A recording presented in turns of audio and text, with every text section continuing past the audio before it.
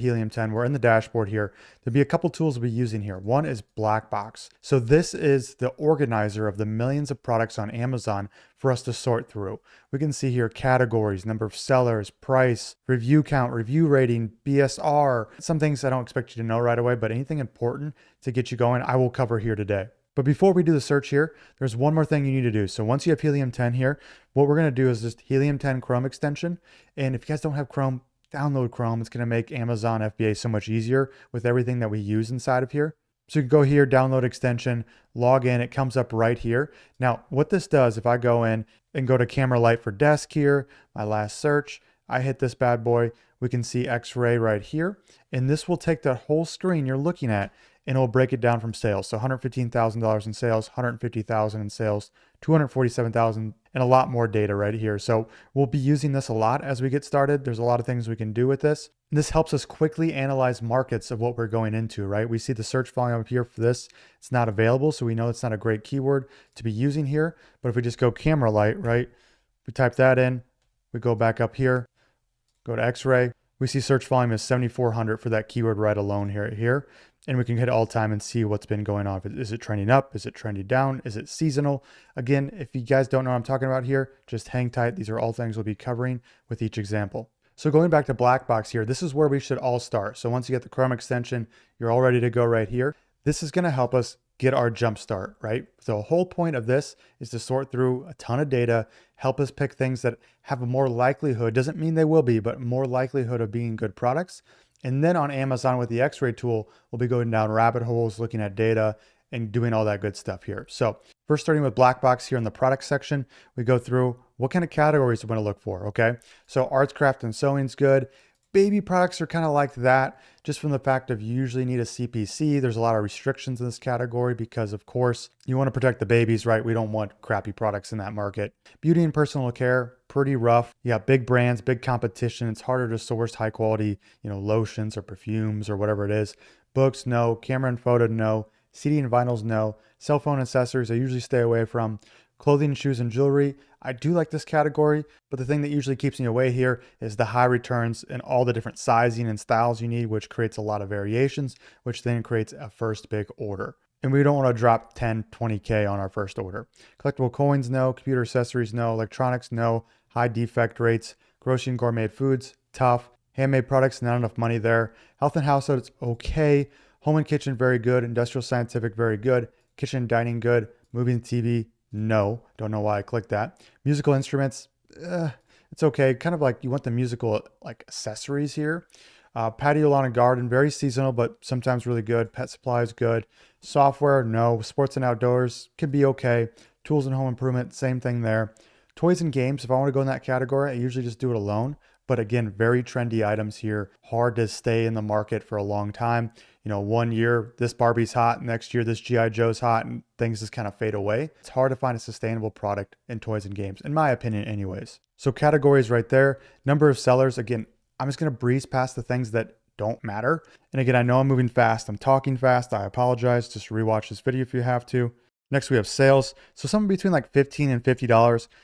Again, these are just limits. We can go to 55, we can go to 13. Why we don't want too low priced items, because the FBA fee will take up a huge part of the margin. If we go too high priced, then our first order is gonna be super expensive, right? So we have to find this middle ground and know your budget, know your constraints, but these are all flexible, okay? Let's go minimum review count, 450 here. Review rating, you can mess with this, right? If we're looking for a product to improve upon, we want a max review rating of like 4.2, right? That way it's under 4.5 stars, and we could improve upon that to get an edge on our competition. I usually don't start with that personally. Parent level revenue. So this is going to be for the whole product, including its variations. This will be, let's go around 5,000 to, 17,000, somewhere in that range. We don't like to be too far off on our first product. Like we don't want to be up to 25,000, 30,000, just because those guys have, if you're new, they have a way bigger skill set than you. They know how the game's played. They probably have more money, more experience. You're going to get eaten alive here. I'd rather stay in this lower range, especially if it's your first product, because it's easier to rank up. You need less inventory, less investment, less risk, and you have a bit of a quicker route to get some cash flow coming back to you, even though it's not going to be life-changing right away. But what we can do is we can build our skills up repeat this process with more and more products, then eventually, if you want to be aggressive, now you have the skill set to go after some of these bigger niches. So we just don't want to be too aggressive here. ASIN revenue, we're okay with leaving this alone. I'd rather just look at parent level revenue. This just means if there's a blue coat, what is the minimum max of that's going on compared to the red coat, right? So parent level revenue just takes that combined sales of the listing. If it's red, blue, green coats, what is the total sales, right? So this is what we're looking at right here. BSR, we won't get into too much today. It's a little bit more advanced metric. During this search, I don't use it anyways. We can do exact brand searches, exact seller search. I don't do any of this either. Parent level sales, I don't care. As long as it's between this price and this revenue, I don't care how many units I have to sell, as long as I'm making money, right? Sales change here, we could mess with, right, if it's a growing trend, but I usually, again, don't mess with it. I like to go down the rabbit hole and I can see really quickly with the keyword data or anything else if it's a trend moving up in the right direction. Also, I don't want super trendy items because usually if it has a high growth pattern or growth rate, it's going to come crashing down. But we don't want that. We want something a little bit more stable. Shipping size here, small standard size, large standard size. We could do large bulky, that's fine.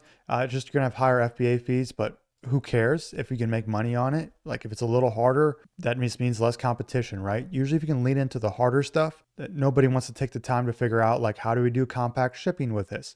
What kind of freight rates are going on here? Is there any way to reduce the items in there or reduce the size of the packaging to reduce my FBA fees and my freight costs, right? Things you should be thinking about, how to get the edge over your competition. Because if our fees are $5 lower than the other guy, then we can price more aggressively and price them out of the market. So fulfillment here, all I did was Amazon FBA, FBM. I don't really care what method they're using to sell it.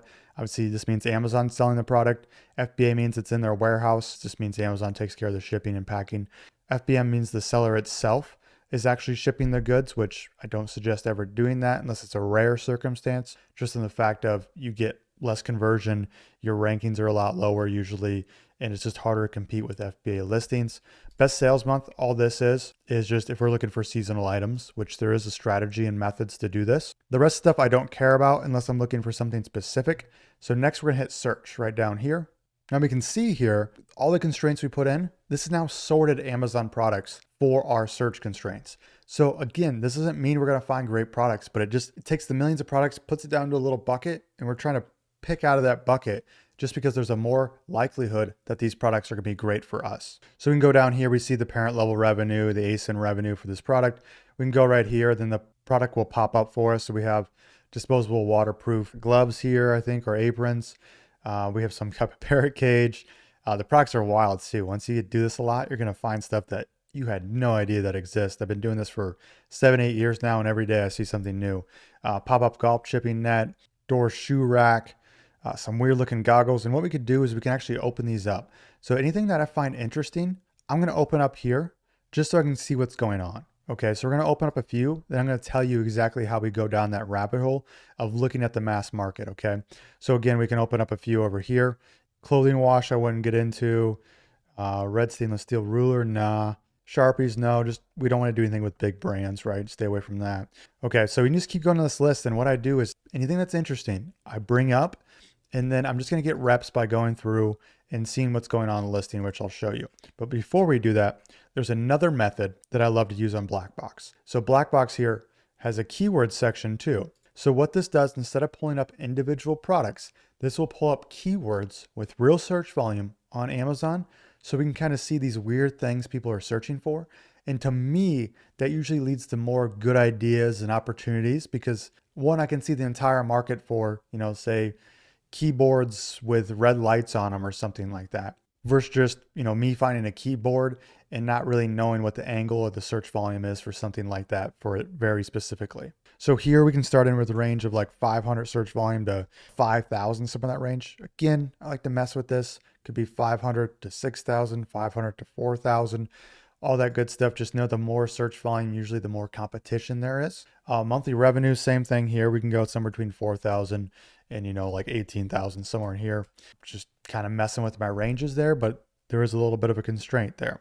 Same thing with pricing, 14 to 51, dollar down, dollar up. Maybe we missed something at $50.50 or something like that. Review count, let's go like 475 here minimum. Review rating, again, we won't mess with this one. Word count for this one is very important to me. So I want something with at least 3 words in it. Okay, you might be asking, Cameron, why would you do such a thing?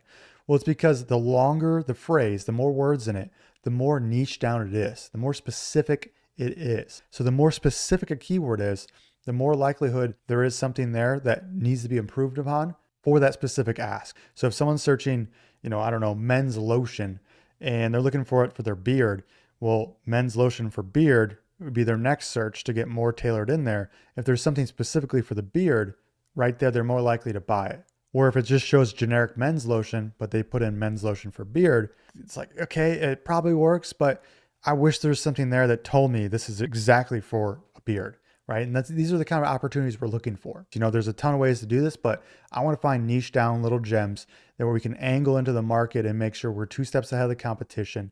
We have something we can build a brand around and everything like that. So word count minimum 3 here. Do the exact same thing for categories here. So we go down, we got garden outdoors, home and kitchen, pet supplies, sports and outdoors. Baby products would be okay here.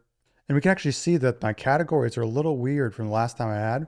It looks like I was doing a UK search last time. So I need to go back up here and make sure I'm looking at the American market. So going back to the American market, we'd see the new ones popped up for us here. So we had baby into that last one. Home and kitchen, industrial scientific, kitchen dining, office products, patio, lawn and garden, pet supplies, tools and home improvement, sports and outdoors, and that should be good there. Shipping size, again, let's go small, standard size, large, bulky.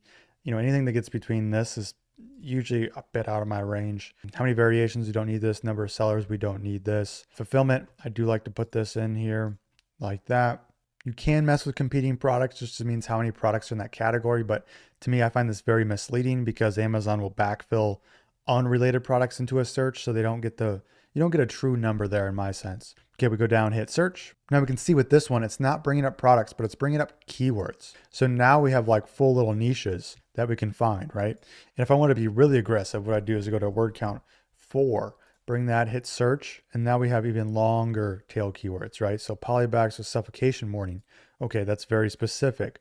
Rotary hammer drill bits, field hockey shin guards, shelf dividers for wire shelves, gymnastic wristband for grips. Okay, so we can go over here, hit view on Amazon. This brings up this whole category, right? So we can take a look at that. We can keep going down. Mason jars with handles, sleeping bag stuffed sack, washing machine drain hose, marble rolling pins for baking. That one's actually really interesting because the wife's a baker, but I've never seen a marble one. So anything that kind of catches my eye, I'm into. I'm trying to avoid really generic stuff like plastic bags. I don't want to go into a market, even if it looks great. I don't want to go into a market with this like cheap commodity goods. Because at the end of the day, if the plastic bag is decent quality, and it gets the job done, it's all about price and how many you're getting. I don't want to play that game. And with these simple products, a lot of new people, a lot of beginners are like, oh, that's easy to do. So they just flood the market and it becomes a cash war or a price war. Everybody just lowers their price. Who's got the best price for the biggest bulk of these bags? And it's not a game I want to play. I want to play something that I can build a brand around. I can have some differentiation. I can add some value. I can add some color to it, some spice to it, whatever it may be. And you just can't do that with simple, boring products that are just like commodities. We don't want to play that game.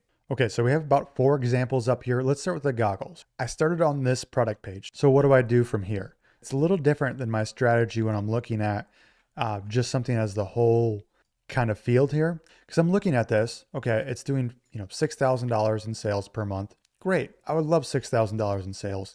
The review ratings are not that great. We see that 5 different variations. The photos are trash, right? These are terrible. Okay, so I can compete with this person, but we don't know if this is the only person in this market that's actually doing this well or not, right? If this was the only competitor for something like this, we would beat the crap out of them, but we don't know if this is the only competitor. So what I want to do here is actually go to X-ray. So when we open this up on a product page, we can see the full sales of this listing. We can see the ASIN revenue. So the red ones are doing about 1,200 of this 6,000. We can see it broken down per color right down here as well. So what I'm going to do here is I'm going to go ahead and click all these. Okay, so I'm going to take these all right here. I'm going to do Run Cerebro. And what this is, it's called a reverse ASIN lookup. And what I can do with this is I can understand where this product is ranking organically for keywords.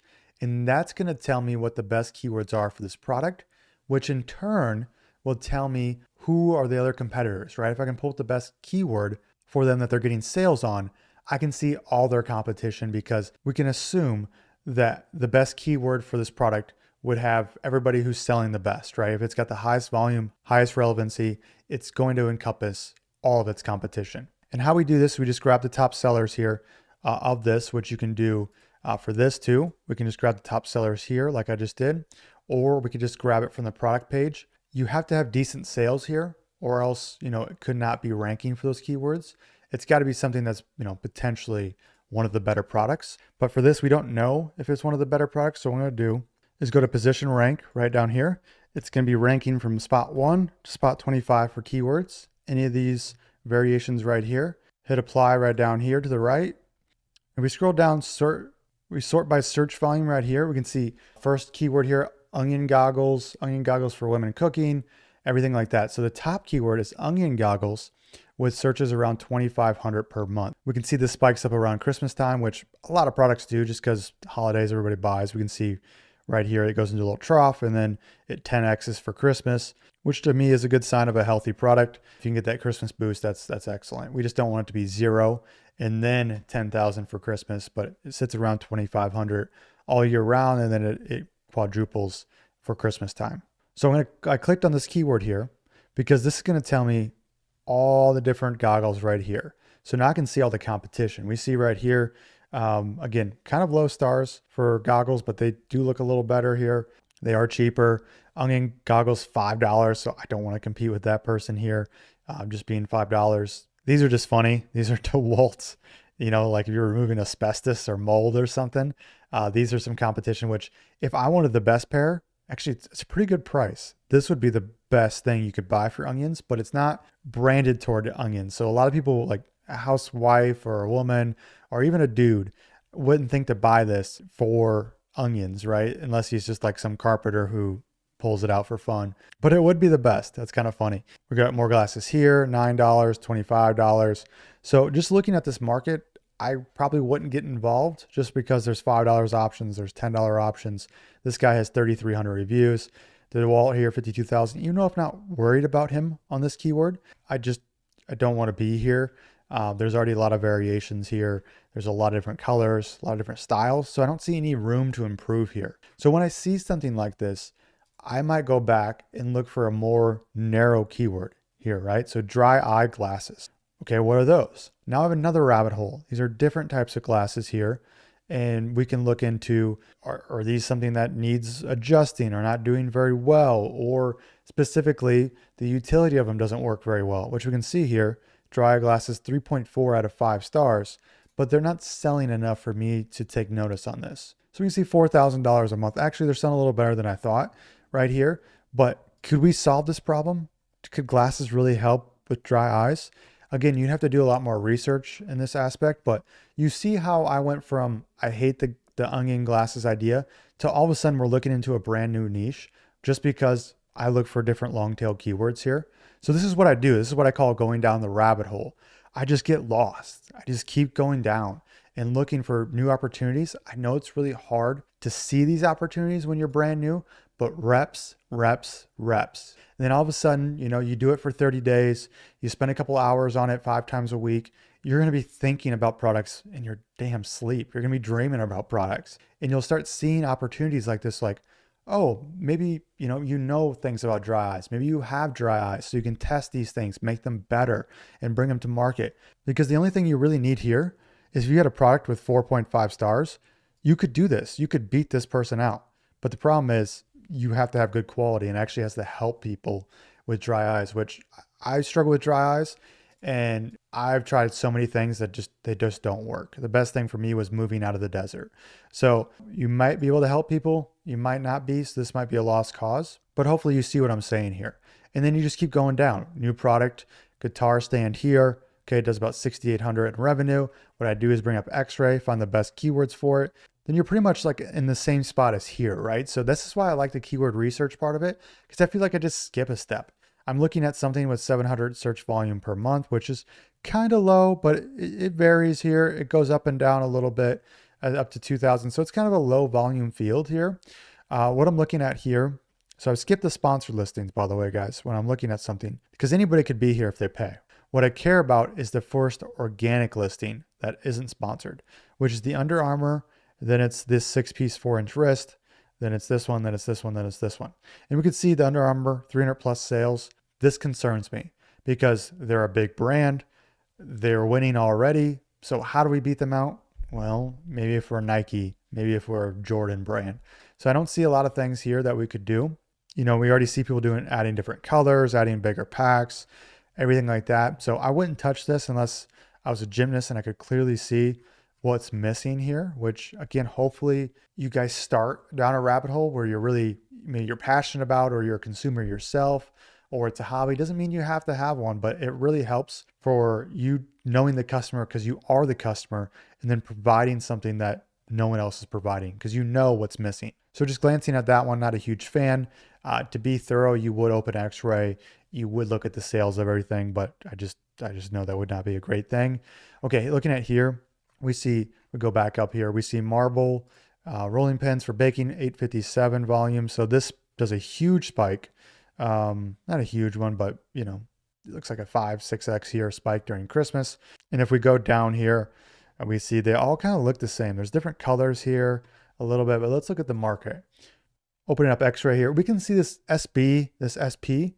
This is a sponsored brand ad. This is a sponsored product ad. I don't want to see those because again, it kind of skews my search, because what I want is the organic listings for this keyword, because that tells me that they're doing the best. They're getting the most sales in this keyword. So this is our real competition. So what I did is went to filters, hide sponsored products from results, apply filters, they all go away. What AC is Amazon's choice. So essentially they're just doing the best on this keyword. And we can see $45,000 here, 67,000, 26,000. You know what that tells me, guys? This is not the best keyword for this product. This is really off. 857 searches per month does not lead to $45,000 in sales. If this was like 8,000, 10,000, 6,000, that's more believable. But what that tells me to do is I need to go find the main market. So for this, I am going to go ahead and take the 3 best sellers, which happen to be at the top here, and I'm going to run Cerebro. Why we want the best sellers here? Because they're going to have a higher chance of being ranked for the bigger keywords in there, right? The more sales volume, the more likelihood they're going to be ranking up on the bigger keywords that are relative to them. Then we can see the whole market for what it is. Okay, so we have those 3 top sellers now in Cerebro. We'll do a reverse ASIN lookup. We're going to go 1 through 15 just because their sales are a little better. We know they're the top sellers. So we're going to go down here and hit apply, scroll down, sort by search volume. And here we go. We see rolling pin, 82,000 here. We'll open this up, but we know that's going to be a mix of marble and wood here. What that means, it's the highest search volume for the category, but it's not the highest relevancy for the marble rolling pin. So if this had marble rolling pins, it'd be a 10 out of 10 for relevancy. So what we're looking for is like the best keyword for volume and relevancy for the product we're trying to sell with. And we see that right here with marble rolling pin. So this one's doing about 2,500 searches per month versus the other one doing around 800. So we can assume most of the big ones are here, and they get supplemental sales in these bigger categories, right? Whether that's through ads, which we see one right here. We see another ad for a marble rolling pin here. We see wood. I don't know what the heck that thing is. That's another rabbit hole we could go down. And then we see the marble rolling pin in spot 5 here. Another one of the steel ones, wood, weird, silicone guys, another marble one. So we see this is a mixed one. So this is not a full representation of what we're trying to go after. This is something I call another step up, right? So after we go dominate, say we start this product, right? Say we go dominate marble rolling pins, right? This would be our main focus to rank number 1 here because it's the highest relevancy with the highest search volume. And then when we're done with that, we start going after the bigger fish, which is the rolling pin category. And that's going to help supplement our sales, which essentially is exactly what this person is doing here with 700 plus sales, 2,600 reviews. Looking at this, this is not a market I want to be in. It's hard to differentiate. What do you do with this? You do a 2-pack? Do you do a set? We can already see the sets being done here. You can change the color, but would they like a new color? Or the colors already exist out there? It seems to be this is one color that's doing really well. So to me, I want nothing to do with this product. So I know we came fruitless on a lot of these products, but that's how it goes. I usually have lists of 10 to 30 products, and we keep just going down the list, and we just keep getting more examples until we find that, like, hey, we need to do this with it, right? So say we're doing marble rolling pins here. Say that everybody was just selling this alone and the listings look like crap and this kit didn't exist yet. Well, maybe that was what the market needed next, but someone's already doing that. So we need to go find other opportunities. Product research, again, is all about reps. Try to find that angle into the market and really wiggle your way in there. Get 2 steps ahead of the competition as far as improving the product, adding value to the product, looking better than other products. It could be different variations, different styles of the product. And if you can, this is the biggest one of all, if you can, find a very niche down keyword that you can go in and be the really only product for that really niche down keyword. Because that allows you to dominate that keyword regardless of the competition, and it gives you a great standing point to get great sales there, get some cash flow, and then expand to other more broad keywords within your niche. Okay, so you saw me use X-Ray, Cerebro here, Black Box, the keyword tool, and the product tool here. The last thing I want to show you, which is another way to look for more keywords. If we go to Magnet here and say we want to find more things like gymnastic wristbands here, we go back to Magnet, we put this in here, we hit Get Keywords. Just like the other databases, we can sort through these keywords. But what this is going to do is grab related keywords to this for us to find more niche down keywords to go down rabbit holes. So we see running wristbands, neon stuff for football games, volleyball arm pads. And we can be more specific here. Say we want to stay in the gymnastics realm. Okay, so let's go back to what we're looking for search volume here, 500 to 4,000. Word count, let's go to 4 here. And then again, we want to stay in the gymnastics realm. So we're going to put in gymnastics and phrase containing. And this is going to help us just find those keywords here. So now we're down to 6 filtered keywords. We see how we narrowed that down a lot. This is a little too narrow, but just maybe gymnastics isn't that big of a niche to look into. But we see gymnastics stuff, accessories, tiger paw gymnastics, grips, bar pads. So it's like, what's a bar pad? Let's go look into that. So we see these different bar pads. We take a look at that market. Okay, so maybe it's accessories, maybe it's grips, all this good stuff that we can go down to, analyze the markets, everything like that. If you're not looking for gymnastics specifically, I advise you just to open it up like this, get rid of that phrase containing, and then we're going to sort by its Magnet IQ score. So when we do this, it's just Helium 10 telling us what keywords have the lowest amount of competitors and the highest search volume, right? So it's just a ratio here. Again, this isn't a perfect indicator, but it's a good place to start. So we see here, Tiger Paw Gymnastics, looks like it's a brand. Stay away. Bear complex grips, catchy, softball wristband for signs. That's interesting. So you can go down that rabbit hole, right? And it keeps going. It just keeps going here, and you can go and find the weirdest little niches and just keep going down here. And you can do this with any keyword. So that's what I do to keep finding new product ideas, analyzing new markets, going down rabbit holes.